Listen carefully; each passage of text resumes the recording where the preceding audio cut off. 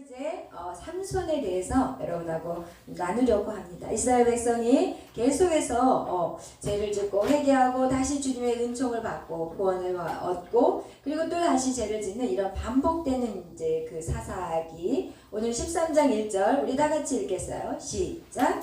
이스라엘 자손이 다시 여호와의 목전에 악을 행하였으므로 여호와께서 그들을 40년 동안 블레셋 사람의 손에 넘겨주시니라. 아멘. 지금 이 40년이라는 것 길어봤자 18년, 20년 이랬는데 지금 오늘 보니까 40년 동안 블레셋 사람들의 손에 지금 넘겨버리셨대요. 그런데 오늘 13장을 읽으면서 여러분이 하나 발견한 게 뭐냐? 그들이 뭐 했어요? 부르짖지 않았어요. 그들이 하나님 살려주세요, 도와주세요. 지금 부르짖는 내용이 지금 13장에 나와 있지 않아요. 이 정도로 이제 사람들이 어떻게 바뀌어버렸냐면 그 악함이 갈수록 더 심각하게 됐다는 것을 성경이 우리에게 말씀하고 있는 것입니다. 그러면서 그렇게 악해져 갈 때 하나님이 또 하나님 구하지도 찾지도 않았는데 하나님의 긍휼이 그들의 인생 가운데 나타나요. 그게 무엇이냐? 바로 2절 다 같이 읽겠습니다. 시작. 단지파의 가족 중에 마누아라 이름하는 자가 있더라. 그의 아내가 심심해지 출산하지 못하더니 여호와의 3절까지 시작. 여호와의 사자가 그 여인에게 나타나서 그에게 이르시되 보라 내가 출산하지 못하였으나 이제 임신하여 아들을 낳으리니. 아멘. 그래, 오늘 이 마노아의 아내가 지금 아이를 갖지 못하는 상황이에요. 조금 시끄럽죠? 그래도 우리가 집중합시다. 할렐루야. 그래서 이 마노아의 여인이 아이를 못 낳아요. 여러분, 이 아이를 못 낳는다는 이것은 우리가 그냥 아이를 불임이구나 이렇게만 생각할 것이 아니라 지금 이 시대가 얼마나 악한지에 대해서 영적으로 우리에게 보여주는 거예요. 여기서 지금 아이를 못 낳는다는 것은 이게 무엇이냐? 영적인 이스라엘의 상태가 보여주고, 아이라는 것은 영적인 아이를 우리는 뭐라고 얘기하냐면 또 우리가 뭐예요? 믿는 사람들, 전도하는 그 모든 길이 막혀 있음을 말씀하고 있는 것이에요. 지금 이스라엘 백성들은 하나님에게 악을 저지르면서 계속해서 반복적인 그들의 삶 속에서 결국 오늘 이 삼손에까지 우리가 와서 보는 것은 무엇이냐? 이스라엘은 너무 악했고 그리고 나서 그들은 출산까지 멈춰버렸다는 거예요. 지금 영적인 전도가 이제 끝나버린 그 시대를 지금 오늘 여기에서는 말씀하고 있는 것이에요. 생명이 없는 세대, 그 세대에 이제 삼손이 태어나게 되는, 하나님의 약속에 삼손이 태어나는 그 내용이 오늘 성경에서 우리가 깨닫는 것입니다. 그런데 이 상황 속에 이제 하나님이 이 마노아의 아내에게 찾아오셨고 그리고 나서 아들을 약속하셨어요. 그리고 그 아들은 이제는 어떤 아들이냐? 하나님이 나시린으로 약속한 아들이에요. 근데 이 나시린은 누구이냐? 성경에 우리 한번 말씀 찾아보겠어요. 민수기 6장 1절에서 8절 말씀입니다.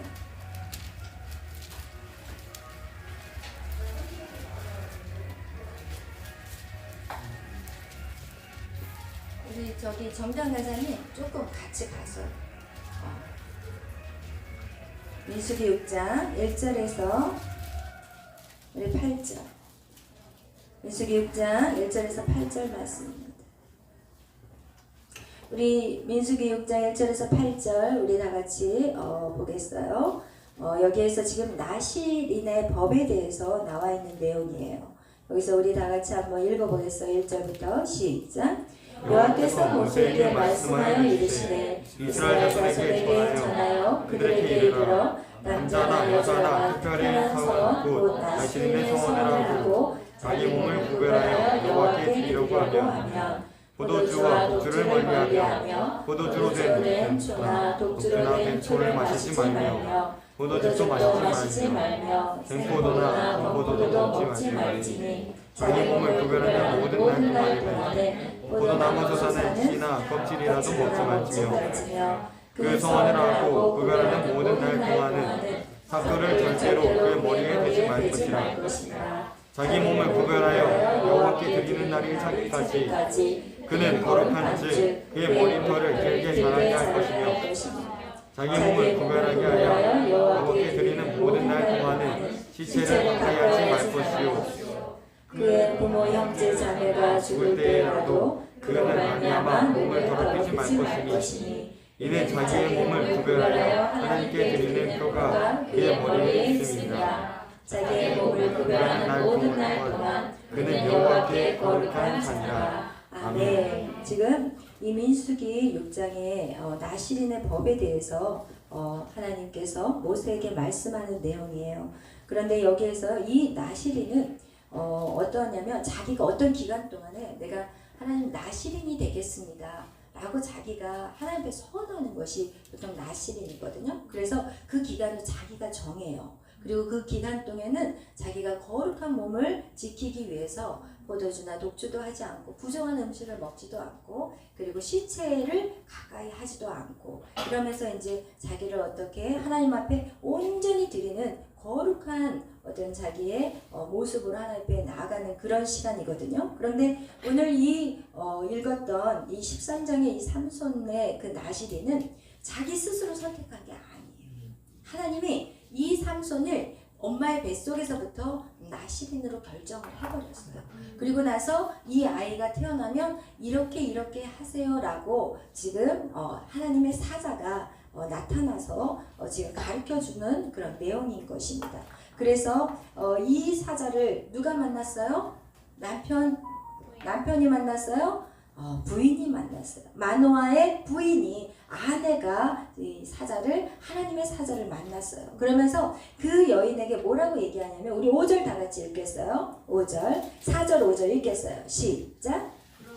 너는 상과 포도주와 독주를 마시지 말며 어떤 부정한 것도 먹지 말지니라. 보라 내가 임신하여 아들을 낳으리니 그의 머리에 삭도를 대지 말라. 이 아이는 태어나 마음으로부터 하나님께 바쳐진 나실인이 되니라. 그가 블레셋 사람의 손에서 이스라엘을 구원하기 시작하리라 하니지. 아멘. 여러분 여기에서 우리가 깨달아야 될 건 뭐냐면 보통 나실인은 자기가 소원을 해요. 근데 지금 이 삼손 같은 경우는 이미 엄마의 뱃속에서부터 나실인이라고 하나님 정해버렸어.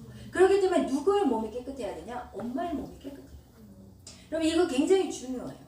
그런데 이 아이는 하나님이 어떻게 정한 아이냐면 무슨 목적을 갖고 이 아이가 태어나냐면 블레셋 사람의 손에서 이스라엘을 구원하기 위해서 지금 이 삼손을 하나님 그 엄마의 배에서 준비를 시키는데 그 엄마에게 지금 하는 얘기예요.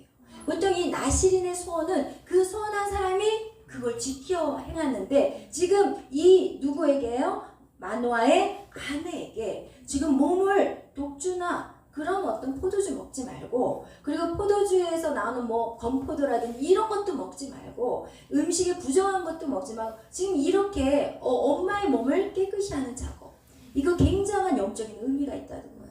여러분 우리나라에서도 하나님을 믿지 않는 우리나라에서도 아이 자녀를 갖기 위해서 태교라는 게 있어요. 그래서 이 태교라는 거 아이를 가진 엄마들은 어떻게 하냐? 마늘 같은 것도 먹지 말라고 그러고 우리나라에도 이렇게 옛날 이렇게 책들을 찾아보면은 뭐 매운 거 먹지 말라고 써 있고요. 이렇게 먹는 것조차도 이렇게 딱 이렇게 먹어야 될 것과 먹지 말아야 될 것들을 구별시켜요. 왜냐면 그 정도로 우리의 먹는 것들이 결국은 누가 다 먹어요? 아이들이 먹기 때문에 그래요. 그래서 태교의 중요성에 대해서 말씀하고 있는데 우리가 먹는 것뿐만 아니라 여러분 부모가 보는 것 역시도 엄청난 영향력을 끼친다는 거예요. 부모가 정말 거룩하고 깨끗한 그리고 정말 이 예배 안에서 아이를 이렇게 못해 키우는 자녀들은요 그냥 딱 태어났는데 찬양 부르면 춤추고 아이들이 달라요. 그냥 예배 안에 있을 때 아이들이 정말 행복해하고 울지 않아요. 그런데 그렇게 준비하지 않은 자녀들은요 교회 와서 교회 앉아있기를 싫어하더라고요. 막 교회 앉혀놓으면 막 나가려고 그러고 부모를 예배하는 걸 완전 방해해버리고 그렇게 만들어버려요. 그리고 또 부모가 요즘은 어때요? 임신해놓고도 막 담배 피고 있더라고요. 임신해놓고도 막 술 마셔버려요. 여러분 이런 이렇게 뭐 하나님의 자녀에게 드려지지 않는다 할지라도 이렇게 자기의 자녀들에게 대해서 우리가 준비하지 않으면 결국 그런 아이들이 태어나서 여러분을 더 힘들게 만드는 그런 자녀들이 된다는 것이에요. 그래서 여러분 정말 우리가 세상을 이길 수 있는 아이들, 그런 자녀들을 우리가 계속해서 우리가 또 낳아야 되고, 결혼해서 자녀들을 키우고 낳아야 되는데, 여러분 어디서부터 시작해야 되냐? 모태에서부터 시작해야 돼요. 그래서 그 모태 안에서부터 아이들이 영향을 받기 시작해요. 그래서 내적 치유를 하잖아요. 그러면 사실은 그 이유가 없어. 자기가 기억은 다 나는데, 그런데 자기 안에 슬픔이 있고, 이게 알 수 없는 어떤 외로움이 있고, 근데 결국은 보면은 그 엄마의 모태 속에서 엄마의 그 감정이 그 아이가 그대로 다 받아버리는 그런 경우들이 굉장히 많아요. 그래서 여러분 오늘 이 성경을 통해서 우리가 깨달아야 될 것은 무엇이냐? 우리가 우리의 이제 앞으로 여러분은 다 청년들이기 때문에 또 뭐 안 그러신 분들도 있겠지만, 또 우리가 영적인 자녀들을 양육하는 거 역시도 마찬가지예요. 여러분 영적인 리더가 바로 서 있지 않으면 그 말씀을 받아먹는 사람들은요 절대로 설 수 없어요. 결국은 제 어떤 영적인 상태로 여러분이 성장하는 거거든요. 근데 제가 여기서 제대로 서 있지 못하면, 제가 막 여기서는 막 이렇게 얘기하고 뒤에 가서는 막 안 좋은 어떤 행동들을 한다면 여러분은 건강하게 자랄 수가 없어요. 그거하고 똑같은 원리인 거예요. 그래서 우리는 육도 거룩해야 되고 영도 거룩해야 돼요. 그래서 여러분 우리가 이렇게 훈련 받고, 그리고 여러분을 훈련한 다음에 말씀 사역자로 이렇게 세우는 거, 그리고 여러분이 훈련하면서 찬양 사역자로 세우는 거, 이거 굉장히 중요해요. 아무 사람이나 세울 수가 없는 게, 왜냐면 여기에 딱 서는 순간 이 영적인 흐름이 이게 다 흘러가게 돼 있어요. 그래서 여러분 한 사람 한 사람이 정말 이 자리를 세워줄 때는 어떻게 해야 돼요? 여러분이 정말 준비해야 돼요. 행여나 주님 안에서 내 연약한 부분이 있으니까 하나님 이거 바꿔가게 해주시옵소서, 나를 새롭게 해주시옵소서, 이런 우리가 날마다 영육에 정말 거룩함이 회복되시기를 축복합니다. 그렇게 해서 이 삼손은 하나님이 그런 계획을 가지고 이 땅에 보내셨고, 그런데 이 블레셋 사람의 손에서 이스라엘을 구원하기로 하나님이 작정을 하셨던 것 같이, 여러분 각자 안에도 하나님이 부르심이 있다는 거예요. 여러분 여러분의 자신을 어떻게 바라볼지 모르시겠지만, 여러분이 그냥 태어난 거 절대 아니에요. 엄마 아빠가 결혼해서 태어났다? 절대 아니라는 거예요. 여러분이 이 땅에 하나님이 보내신 목적이 있어요. 근데 그 목적을 여러분이 찾으셔야 되고, 그것을 어떻게 찾아야 돼요? 기도하면서 주의 음성을 들으셔야 돼요. 그래서 나를 이 땅에 보내신 그 하나님의 그 목적을 내가 알아야만이 준비할 수 있거든요. 그래서 여러분 그런 준비된 자가 되시기를 축복해요. 삼손이 아마 그것을 정확하게 몰랐기 때문에 그의 인생에 하나님이 엄청난 능력을 부어줬지만 그는 결국 불행한 인생을 살고 말았어요. 그렇지만 여러분과 저는 이 삼손의 스토리를 봤다면, 여러분 삼손과 같은 실패하는 인생이 되어서는 안 되는 거예요. 삼손이 실패한 내용이 무엇이었어요? 결국은 삼손이 쓰러진 건 여자 문제예요. 여러분 여자 문제. 그죠? 이 정말 이성의 문제가 너무 중요해요. 희원이? 앞에 앉으니까 좋아. 그거와 같이 가장 우리 인생에서 지금 내가 어떤 부모를 만나는 거는 내가 선택할 수 없어요. 그렇지만 나의 배우자는 우리가 정말 중요한 거예요. 사실 제가 이 배우자에 대한 어떤 말씀을 따로 준비하려고 사실은 했었는데, 오늘 어쨌든 이 삼손의 얘기가 나와서 여러분하고 조금 이제 말씀을 나누려고 하는 부분이 무엇이냐, 우리가 배우자를 여러분이 선택할 때 배우자를 선택할 때는 무엇을 중심으로 선택을 해야 된다고 얘기를 했어요? 얼굴이. 기억?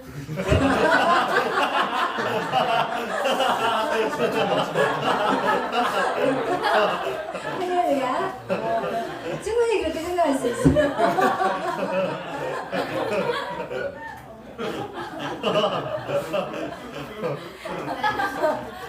희연이가 우리를 즐겁게 하기 위해서 그런 거예요.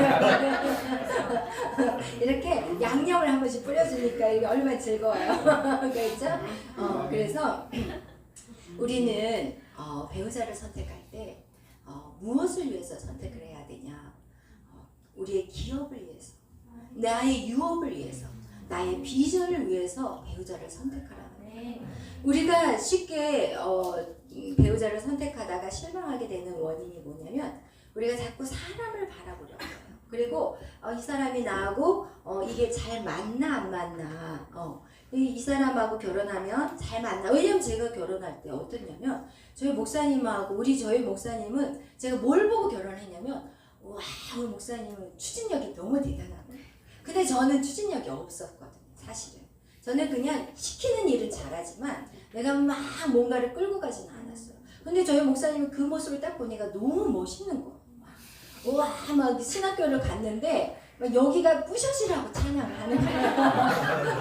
그리고 그 당시에 이제 저희 목사님이 저를 봤나 봐요. 그러니까 제가 이제 앞에서 예배드리니까 저한테 얼마나 잘 보이고 싶었겠어요. 그러니까 그냥 막 이쪽으로 저를 보이는 방향으로 해가지고 막 여기를 치는데 제가 야 저거 다 부서지게 생겼네 이러면서 그런데 어쨌든 그 열정은 대단했어요. 그리고 항상 저는 이제 점심시간 때는 점심 먹고 나면 항상 우리 채플에 들어가가지고 기도를 했거든요. 그러면 기도하러 딱 내려가면 벌써 와가지고 막 두 손을 번쩍 들고 막 이렇게 기도하더라고요. 안 봐도 상상이 되시죠?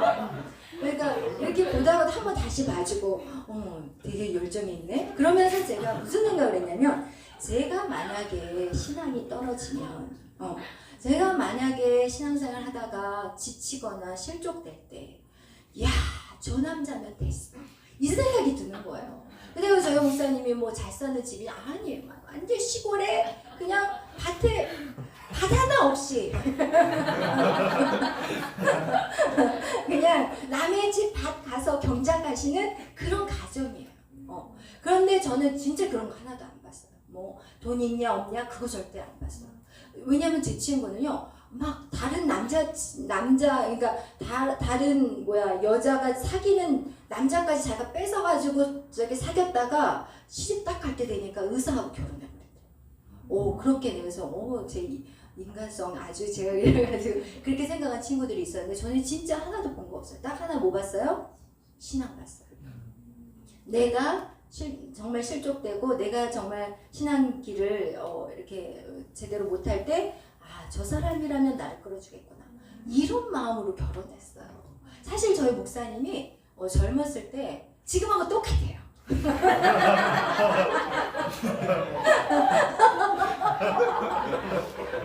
얼굴이 하나도 안 바뀌었어요. 그러니까 저는 신학교에서 저는 정말 주일하러 신학교 들어간 거지 연애하러 간 게 아니에요. 그런데 이제 딱 갔는데 저희 목사님이 자매님 안녕하세요 막 이러는 거예요. 네 하고 딱 쳐다봤는데 결혼하신 분이 왜 저한테 저는 저희 목사님이 결혼한 줄 알았어요. 진짜. 왜 지금하고 얼굴 똑같다니까요. 조금 살이 더 붙었다는 거 외에는 진짜 저는 결혼하신 분인 줄 알았어요. 그래서 되게 그게 기분이 나빴어요.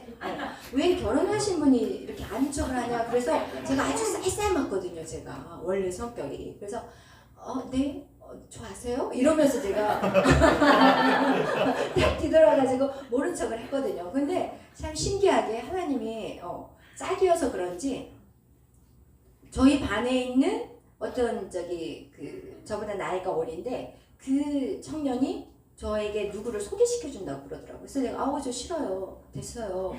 이거 지금 연애 스토리가 왜 나오지? 여기서 이거 나오려고 한 거 아닌데 지금 함선 얘기하다가 재밌죠? 네. 그래요. 한 번쯤은 들어야 되겠죠?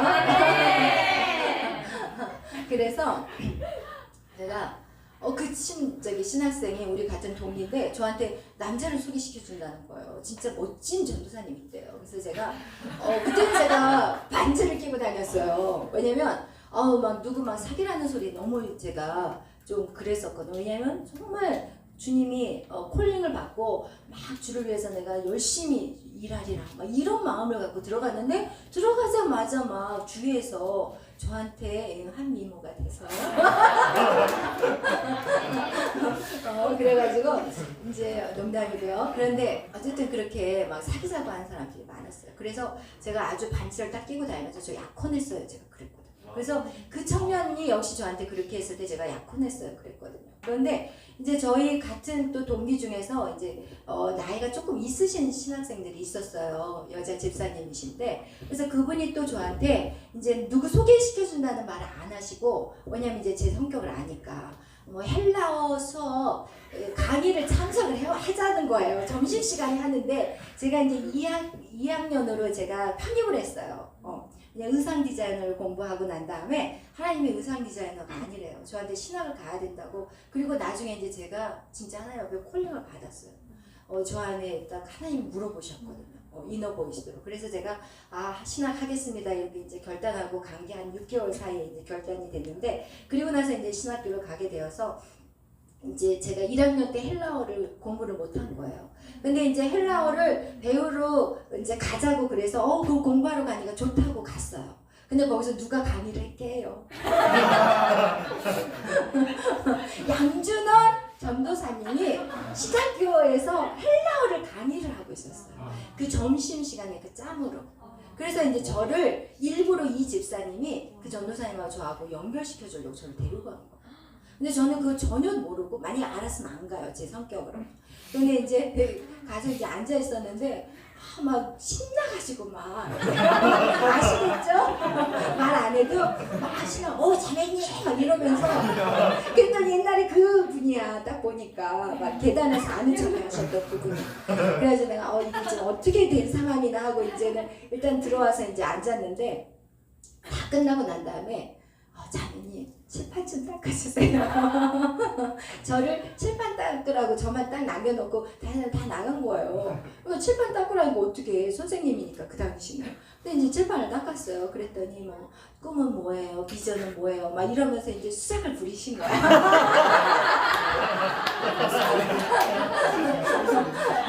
그래서 하여튼 그렇게 수작에 넘어가긴 했지만, 근데 제가 이제 그 뒤로 보니까 진짜 열심히 살았어요.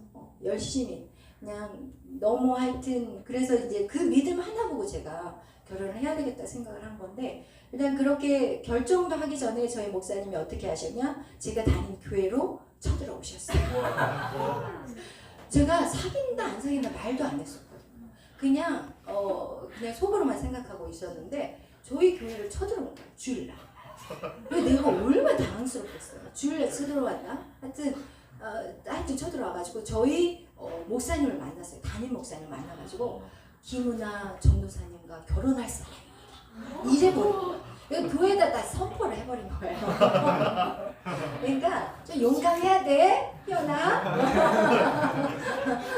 인수도 용감할 필요가 있어. 그러면서 저희 그 교회에 좀 큰 교회였거든요. 싹 퍼진 거예요. 그러면서 저희 목사님이 저를 불러서, 아니 김은아 자매님은 결혼하려고 신학교 들어갔어요 이러더라고요. 진짜 제가 저희 목사님하고 사귀면서 좀 약간 난감할 때가 있었어요. 그런데 하여튼 그렇게 해서 이제 저희 목사님을 만나게 됐는데, 제가 본 거는 딱 하나였어요. 신앙이었어요. 그리고 제가 정말 첫눈에 반한 얼굴 아니었어요. 미안해요 목사님. 솔직하게 말한다면 제 이상형은 아니었어요. 그런데도 신앙 하나 보고 결혼했어요. 여러분, 이게 정말 중요한 거예요. 제가 지금까지 그 우여곡절과 힘든 시간들을 통과할 수 있었던 거는 정말 그 신앙 하나 본 거, 그리고 그것 때문에 제가 이 결혼 관계가 유지되었다고 저는 생각해요. 왜냐면 왜 저라고 어려운 일 없었겠어요? 왜 남편하고 헤어지고 싶은 마음 없었겠어요? 저희 남편하고 저하고는 완전 극이라니까요. 완전 극이야. 달라도 너무 달라. 그래서 MBTI 검사하면요 하나도 맞는 게 없어요. 아시겠죠? 그래서 저희 가정을 보고 제가 이제 하와이 코나에서 우리가 DTS를 했을 때, 거기서 이제 그 여자 목사님이시거든요. 근데 그 여자 목사님 미국 목사님이세요. 나이도 많으신데 그분이 저희 가정을 이렇게 축복기도 하셨을 때 저한테 뭐라고 얘기한지 아세요? 야, 딸아 힘들었겠구나. 딸아 얼마나 힘들었니? 딱 아시더라고요. 왜냐면 제가 정말 그 하와이 코나 갔을 때에도 정말 삶의 그런 더 이상 희망이 안 보였어요. 저희 목사님하고 갈 때까지 가가지고 주님 저 사역 못하겠어요. 저 이제는 이 사역 내년 진 다니엘 목사님이에요. 그 여자분이. 근데 굉장히 탁월하신 분이에요. 근데 제가 그러면서 진 다니엘 목사님이 오실 거니까 여러분 마음의 정리를 다 하래요. 여러분을 깨끗이 해놔야만이 예언 기도가 나가지, 만약에 해결이 안 돼 있으면 예언 기도가 나갈 수가 없거든요. 막혀 있으니까. 그래서 제가 그분이 이제 저기 LA에서 코나까지 온다고 하셨고, 그리고 건강이 안 좋아서 오시기도 힘든데 그분이 오신다는 얘기를 듣고 제가 진짜 하나님 앞에 기도하기 시작해서, 하나님 저 제대로 된 기도 받고 싶은데 하나님 제가 이게 지금 해결이 안 돼요. 그리고 저를 데려가시든지 차라리 저를 죽여주시든지, 하나님 지금 이 상황에서 제가 도저히 목회를 못하겠어요. 제가 이랬어요. 왜냐면 제가 미국에서 목회하는 동안 진짜 막 산전수전 공중전까지 다 겪었거든요. 그러니까 이제 목회는 딱 떨어진 거예요. 아 하나님 저 목회 못해요. 저 이렇게 힘들게 살고 싶지 않아요. 딱 그런 마음이었어요. 코나를 들어갔을 때는. 근데 이 코나 들어간 것도 하나님 선물이에요. 거기 들어가려면, 한 가정에 들어가려면 2천만 원이에요. 그 당시에 2015년도에. 그러면 2014년도에 들어갔었어요. 그 당시에 우리가 어떻게 들어가요? 못 들어가요. 근데 하나님이 제가 완전히 넉다운이 돼가지고, 하나님 저 죽여주세요. 저는 신앙 이제는 사모 싫어요. 사모 못하니까 하나님이 알아서 하세요. 저를 데려가시든지 아니면은 남편을 저를 데려가시든지, 남편이 이제 목회를 못하게 된다면 이건 이혼인데, 아니 이혼을 하면은 남자가 지금 신학을 갔다 와가지고 목회를 해야 되는데 저 때문에 빨간 줄이 있으면 안 되잖아요. 그러니까 이게 저한테는 굉장한 고통이었거든요. 그런데 하나님께서 어쨌든 그 코나를 들어갈 수 있는 누군가의 후원을 보내주셨고, 그리고 이제 코나에 들어가게 된 거예요. 그리고 거기에서 이제 회복을 시켜주시는데, 하나님한테 제가 기도를 딱 하면서 그랬어요. 하나님, 저는 진짜 이제는 목회 못하겠어요. 무서워요. 솔직히 말해서 무서웠어요. 성도들이 무서웠어요. 못하겠다고 그랬어요. 그랬더니 하나님이 딱 한마디를 던지셨어요. 나의 안에 거하라. 그래서 제가 그랬어요. 하나님, 저 결혼해가지고 교회에서 살았어요. 저는 한 번도 주님을 떠난 적이 없어요. 주님 안에 거했잖아요. 근데 뭘 더 거하라는 거예요. 그러면서 갑자기 생각이 밀려오기 시작하더라고요. 야, 너는 교회 안에 있었지만 네 마음은 교회 안에 없었다는 거예요. 네 마음은 항상 힘들어서 지쳐 있었고, 그리고 네가 나를 알려고 한 게 아니라 성도들을 쳐다보면서 힘들어했던 그 마음을 하나님 보여주시는 거예요. 그래서 제가 정말 신학교를 들어가서 주를 위해서 열심히 살겠다고 그렇게 막 뜨거운 열정을 가지고 들어갔는데, 어느 순간부터 그 마음이 사라져버리고 일 중독이 된 거예요. 그냥 막 전도해야지, 또 막 성도들 돌봐야 되지, 기도해야지, 기도조차도 일이야. 이야, 이렇게 바뀌어요. 여러분, 기도하면 주님을 만나야 되잖아. 근데 이 기도가 일이 돼버렸어. 저에게는 모든 게 다 일이야. 전도도 일이 돼버렸어. 그래서 하나님 그걸 딱 깨닫게 하시고 나서 제가 하나님 맞습니다. 제가 그렇게 살았어요. 그러면서 제가 회개하기 시작하고, 그리고 나서 남편을 받아들이기로 결정을 한 거야. 왜냐면 기도 받아야 되니까. 그래서 그래, 알았어요. 하나님, 제가 이혼하지 않을 거고, 그리고 남편을 떠나지 않을 거고, 그리고 하나님 제 마음을 바꿔보겠어요. 하나님, 제가 결정했어요. 하나님, 결단하겠어요. 다시는 입에서 그런 말 하지 않고, 그리고 내 마음을 정하겠어요. 이러게 이제 사실 이혼도 못해, 제 성격에. 이제 말은 이제 그렇게 했지만, 그렇지만 어쨌든 그런 말도 죄잖아요, 그죠? 그리고 나서 이제 그 진 다니엘 목사님 저희 가정을 딱 축복 기도를 하실 때, 나라 어려운 결정을 했구나. 제가 진짜 딱 아시더라고요. 어려운 결정을 했다고. 그러면서 이제 그분이 하시는 말이, 저와 남편은 극이 너무 다르대요. 근데 너무 다른데 이 다른 게 붙으면은 엄청난 일을 한다는 거예요. 왜냐면 우리 목사님은 숲이래요. 숲을 관리하는 사람이라면 저는 나무를 세우는 사람이래요. 그러니까 제가 나무를 세우고 우리 목사님 숲을 관리하는 거예요. 이거 얼마나 상호 보완적인지. 내가 너무 어떻게 보면은 두 사람이 만나서 살면서 너무나도 힘들었지만, 하나님은 그 힘든 상황 속에서 두 사람이 이렇게 다 맞게끔 해주시는 거예요. 그래서 그 축복을 하면서 저희 안에 이제 막 예언 기도를 막 해주시는데, 사실은 거기에서 제일 큰 예언을 받은 가정이 저희 가정이에요. 그리고 아예 그 목사님이 일어서서 해주셨어요. 저희 가정. 그러면서 제가 그때 결단을 했고 하나님 그런 엄청난 어떤 놀라운 축복을 받는 그런 시간들이었거든요. 근데 지금 저의 사역을 돌아보면 그때 예언한 대로 제가 하고 계셨어요. 왜냐면 그분이 그러셨거든요. 그 정말 상처받은 자, 정말 힘든 영혼들, 그런 영혼들을 하나님 저한테 보낼 것이고 그 일들을 제가 감당할 것이라고 얘기를 하시더라고요. 근데 이제 그 당시에는 제가 그거를 그냥 그렇게만 듣고 항상 마음에 품고 있었었는데 역시 제가 하는 사역들은 그런 사역이었고 그래서 그 저희 목사님의 또 사역은 전체적인 걸 보는 사역이고 그래서 이제 그 사역들이 앞으로 계속해서 저는 풀어질 거라고 생각해요. 그래서 제가 오늘 왜 이런 얘기를 하냐, 우리가 결혼에 대한 것들을 여러분 안에 다 생각할 거예요. 저 사람이 나한테 맞나 안 맞나? 저 사람이 나를 힘들게 하는 것들, 이 사람의 어떤 말이라든지 어떤 행동들이 나에게 불편해서 이게 결혼이라는 것을 해야 될까 말아야 될까, 이런 이제 우리는 얼마든지 고민을 할 수 있어요. 근데 우리가 그런 것들을 고민해야 될 것이 아니라 내가 저 사람하고 같이 주애를 할 수 있느냐. 결국은 그런 사람들이 남아있더라고요. 그렇지 않고 만난 사람들은요, 열이면 열 살 수가 없어. 왜냐면 이 두 사람이 서로 다른 두 사람이 만나서 같이 이걸 인생을 이끌어가 살아가야 되는데 이게 나한테 초점을 맞추세요, 나한테 맞춰주세요 이래버리면 이것은 이제 거기서부터 삐끗어버리기 시작해. 왜냐면 제가 그랬거든요. 제가 결혼해서 나의 필요를 요구했거든요. 그러기 위해서는 저 사람을 바꿨으면 좋겠어. 그래가지고 이것은 다 나의 주관적으로 그 사람을 바꾸는 거야. 여보 이것 좀 보여줘봐, 이것 좀 해줘봐, 이것 좀 이렇게 해줘, 저것 좀 저렇게 해줘. 그러니까 나중에 저희 목사님이 피해 다녀. 안 나타나. 제 눈에 안 나타나고 언제 나타나냐? 이제 피곤해서 이제 자고 있으면 그때 어디선가 나타났는지 몰라요. 그래서 저희 목사님 새벽에 나갔다가 이제 밤 12시 1시나 돼야 이제 들어오시거든요. 왜? 그렇게 열심히 했어요. 전도하느라고. 그리고 어떨 때는 막 12시 1시에도 사람 데리고 들어와요. 밥 식사를 안 했다고 밥 차리래요.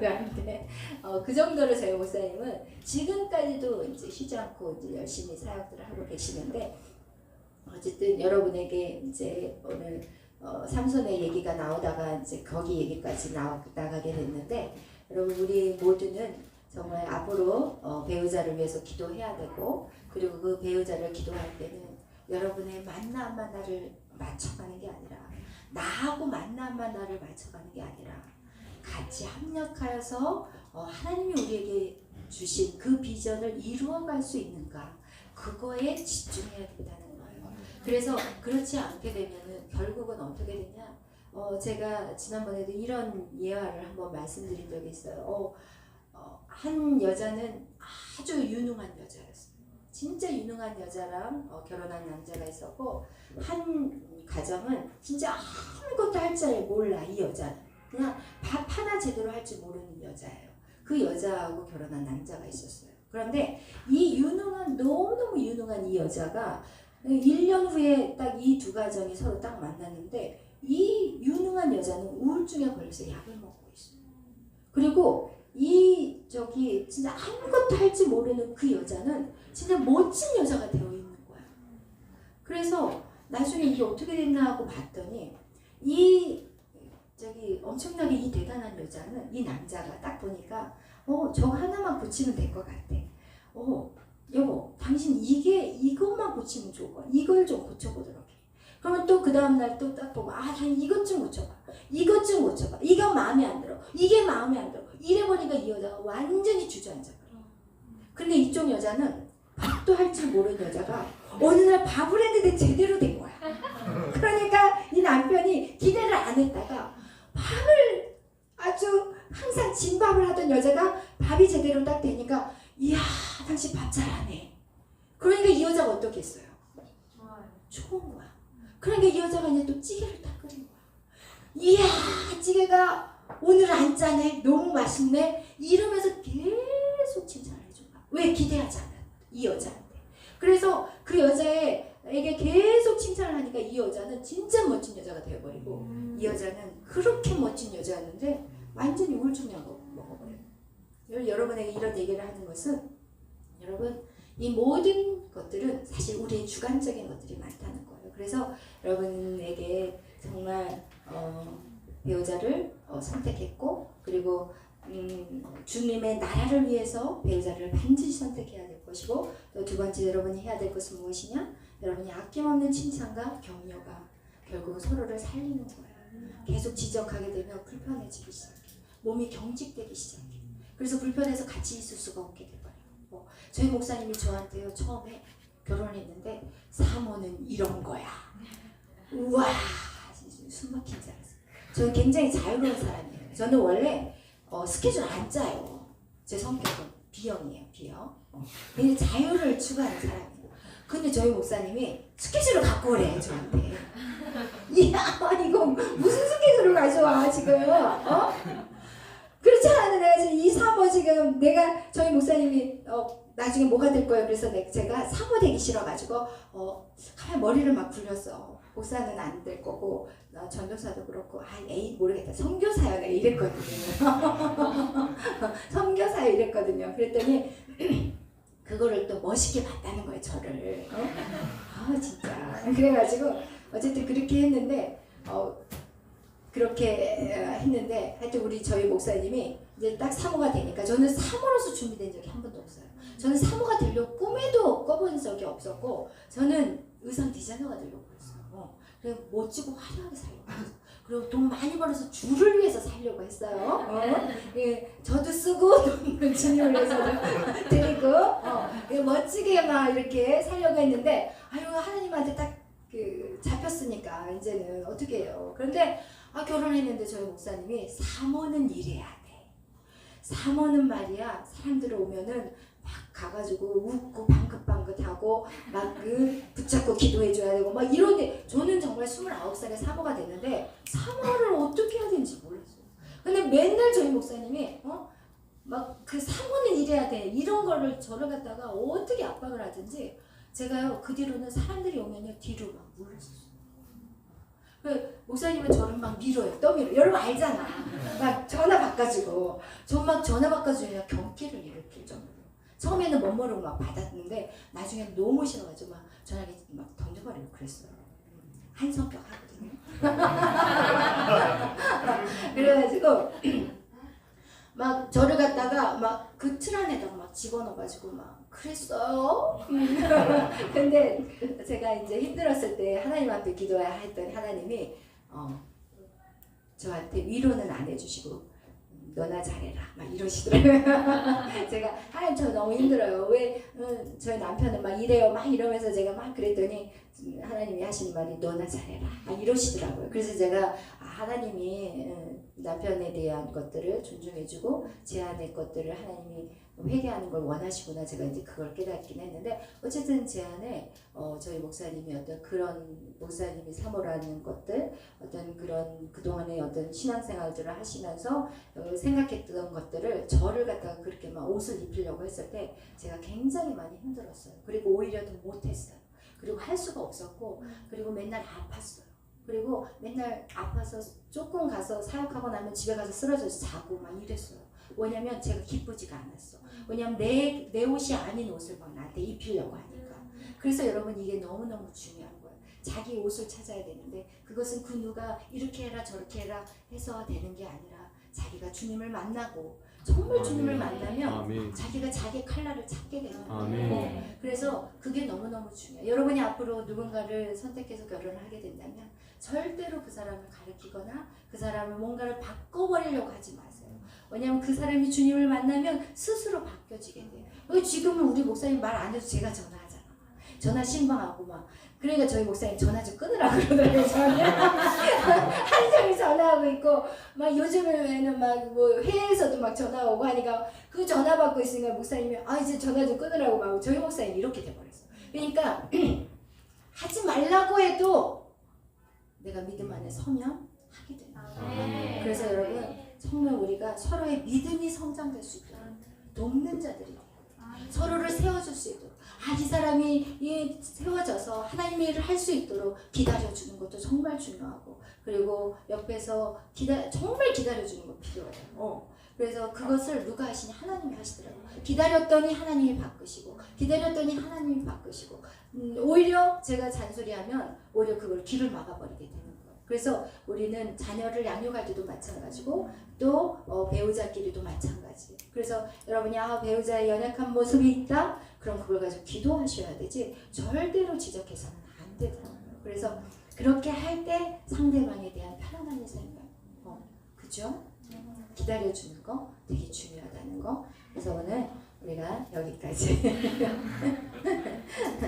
여기까지 하겠어요. 그래서 정리에 들어가겠습니다. 오늘 사사기 13장은 삼손에 대한 얘기예요. 그리고 이 삼손은 그렇게 해서 정말 하나님이 이 아들을 준비했고 그리고 또 그 가운데 여기에서 보면은 삼손의 아버지에게 나타나지 않았어요. 엄마에게 이 천사, 그러니까 하나님의 사자가 두 번이나 엄마 쪽으로부터 나타났는데 그 얘기는 무엇이냐? 영적으로 깨어있는 자들이 하나님의 음성을 들을 수 있다는 거예요. 결국은. 그래서 그게 남자나 여자나 그게 중요하지 않다는 거예요. 그 가정에 영적으로 깨어있는 자가 결국은 그 가정을 살릴 수 있다는 거예요. 그래서 여러분이 항상 기억해야 될 것은 이런 부분들이 참 많아요. 결혼하고 나면 남자들이 여자의 말을 잘 안 들어요. 왜냐면 그게 또 남자의 어떤 기질이 있어요. 저희 목사님 제가 얘기하면 절대 안 들어요. 다른 사람이 하면 들어. 똑같은 얘기인데 제가 하면 절대 안 들어요. 그게 남자의 어떤 기질인 것 같아요. 왜냐면 여자의 말을 듣는 게 자존심 상할 것 같아요. 네.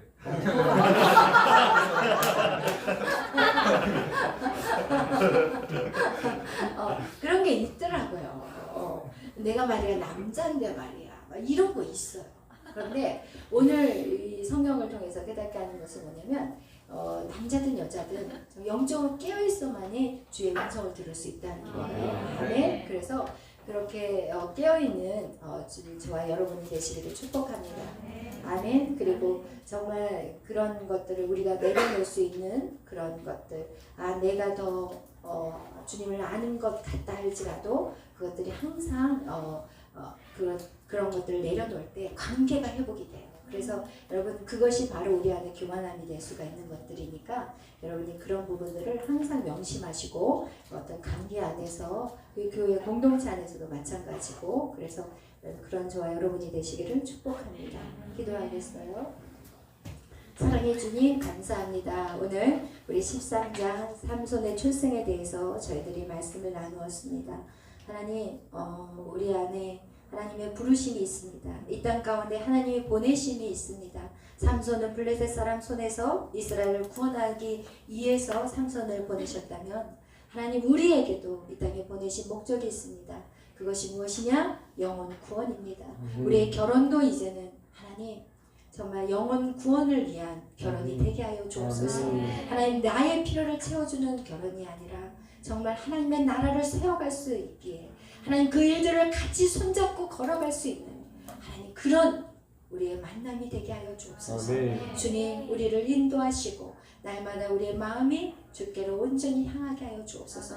영적으로 깨어있는 아버지 이 시대에 우리 모두가 되게 하여 주옵소서. 감사하며 예수님의 이름으로 기도하였습니다. 아멘. 하늘에 계신 우리 아버지여 이름이 거룩히 여김을 받으시오며 나라의 마음이며 뜻이 하늘에서 이루어진 것 같이 땅에서도 이루어지리라. 오늘날 우리에게 일용할 양식을 주옵시고 우리가 우리에게 죄진 자를 사하여 준 것 같이 우리의 죄를 사하여 주옵시고 우리를 시험에 들게 하지 마옵시며 다만 악에서 구하옵소서. 그의 나라와 권세와 영광이 아버지께 영원히 있사옵나이다. 아멘. 이 찬송가 찬미 194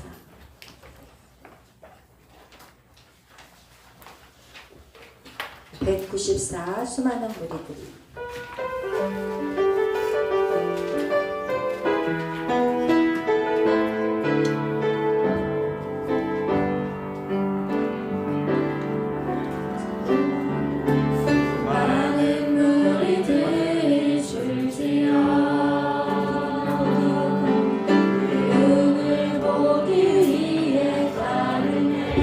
목수시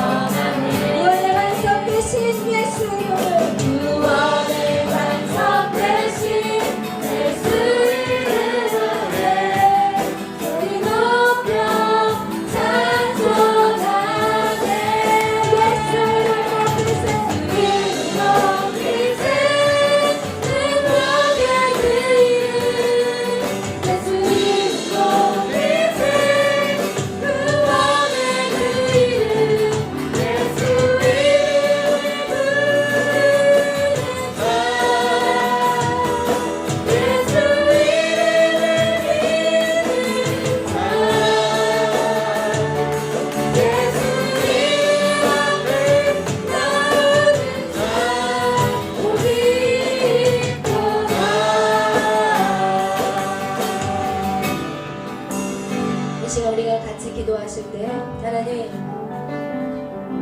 나의 삶 속에 정말 하나님, 나의 모든 계획과 나의 모든 생각, 내가 지금 꿈꾸는 모든 것들, 이것이 내 생각이 아니게 하여 주옵소서.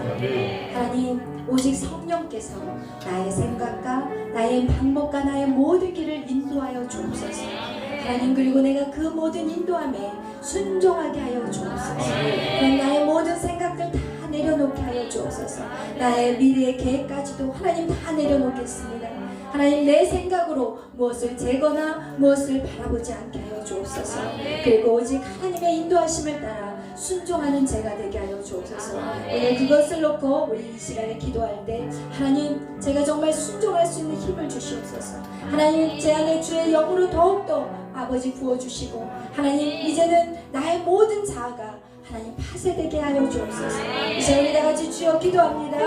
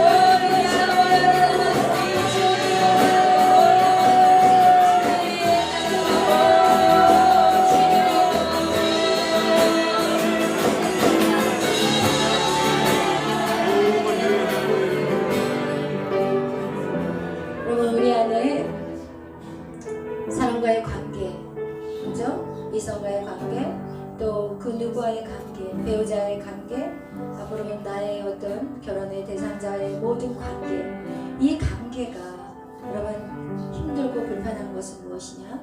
내 안에 그리스도의 사랑이 부족하다는 사인입니다. 상대가 문제가 아니에요.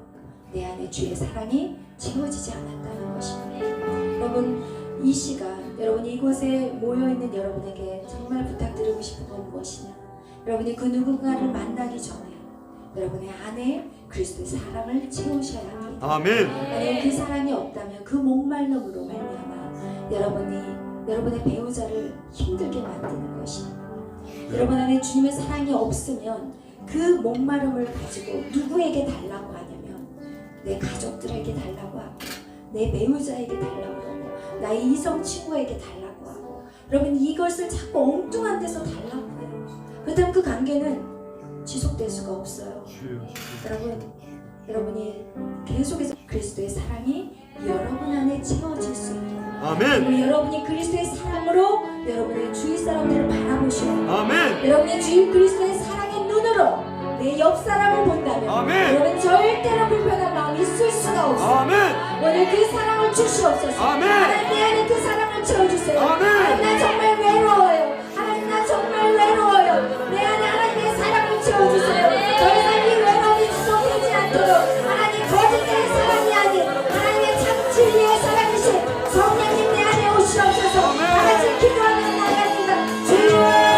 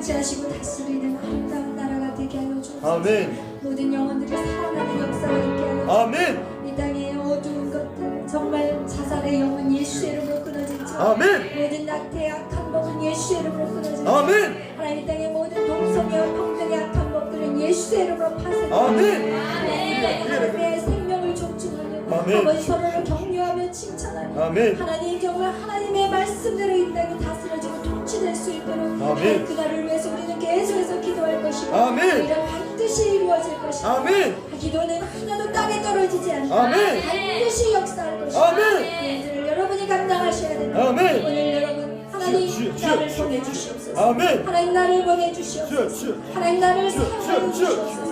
우리 다같이 나라와 민족을 위해 기도하며 하나님이 나를 사용하여 달라고 우리 다같이 기도하는데